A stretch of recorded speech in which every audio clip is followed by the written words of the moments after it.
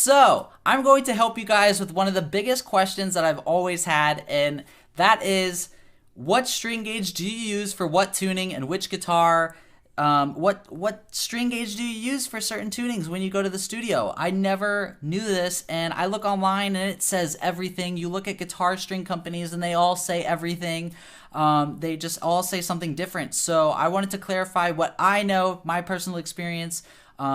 With the best source that I've learned from is I actually got to talk with Andrew Wade whenever he recorded A Day to Remember, and he's at the studio that we're at now. When I first bought his guitar a while back, I kept his number and I actually kept messaging him and asking him questions, and he actually was nice enough to reply, and I thank him for that. But he told me certain string gauges of what guitars I should record with, and it also helped me out. And I'm actually going to take a little bit of what he said, and I'm going to take a little bit of what my experience is and blend it, and also what else I learned in his studio, which was great. So in standard tuning, drop D tuning, those two tunings, it is perfectly cool to just use 46s and 10s. You can use 42s and 9s. I don't prefer using them because I just don't feel like they're that strong as far as power, like the magnetic pull. I don't care for 42s and 9s. If I play a Strat, I have them on a Strat just for fun. And I can still play in drop D, but I think 46s and 10s sound the best overall, just standard strings. By the way, I'm using D'Addario to show you because their numbers are way better to show you.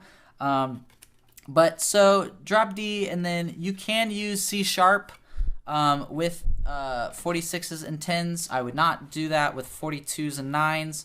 But let's see. So I'm going to tell you the tunings that I play in. This is where I'm really going with all of this, because this is the only thing I know is drop C, drop B, A sharp in that category. The low strings, anywhere from a 48 to a 56. 56 being the heaviest. And these are the strings that I've used before. You can use 52s by D'Addario's. I've used the, and this is 52 and 10s. That is the lightest I would go on the high end for this drop tuning. I don't really play these much because it's too loose for me. 52s and 11s is actually the new thing that I found out that I really liked. 52s just have a nice tight. They're not super tight, but they're just enough to where it stays in tune great, and it has the punchiness, but it's not overkill and feeling like I'm playing a bass. And I would normally play this in probably drop C.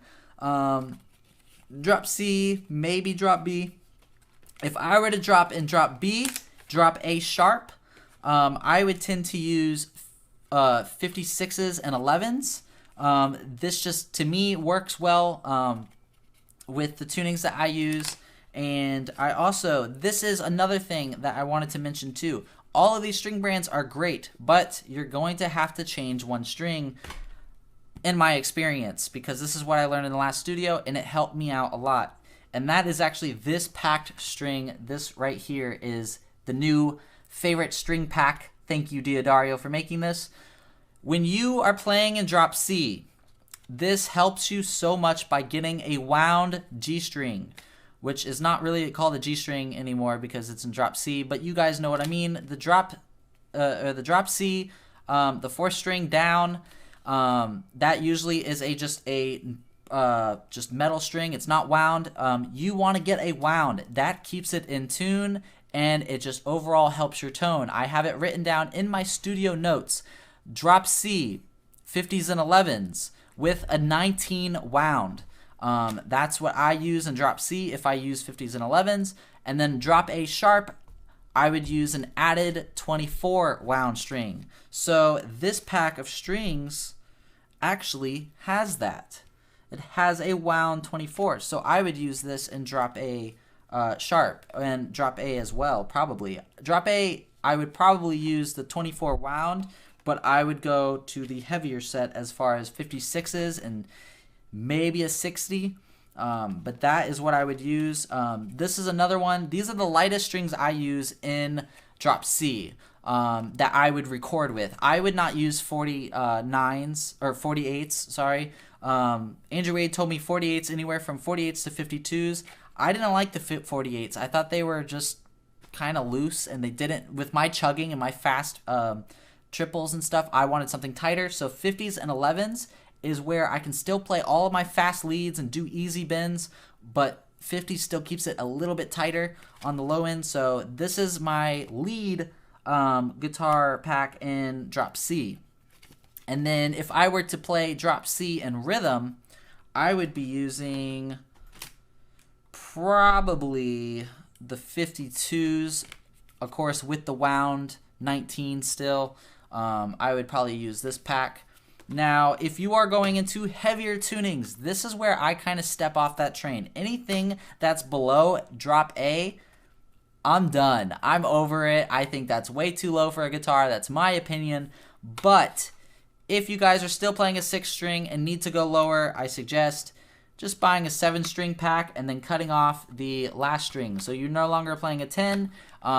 If you are playing, I'm not even going to say it, I don't know, whatever is lower than drop A, then you're starting to get into the 64 gauge, and then you have 74 gauge. This shit is ridiculous, and it gives me a headache thinking about how to make that sound good. So that is on your guys' own. I'm sorry. But I'm staying more into the 6-string detuning territory because that's where I'm at, boy. These are also Ernie balls that I use as well. 56s. That's what it's called, plain, the plain strings. This is a 24 plain. I don't like this string pack because I definitely don't like a 24 plain. So make sure you get a 24 wound. Another one that I actually used in standard the other day that I liked was 52s and 10s.